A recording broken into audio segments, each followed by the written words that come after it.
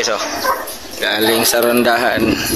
Pagod na pagod yung mga ibon natin. Nanginit-init. Pinaronda ko sila guys. So, hangal-hangal yung isa. So, yung isa pa, may lumilipad pa guys.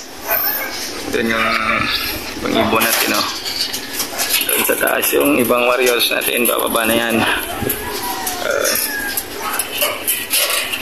Pasok, pasok.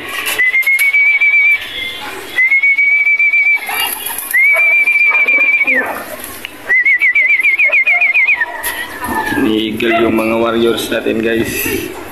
Yung dalawang young bird natin nandun pa sa taas. Yung isang gold at saka yung isa nandun. Doon. Isang blue bar white feather natin nandun pa dyan sa taas.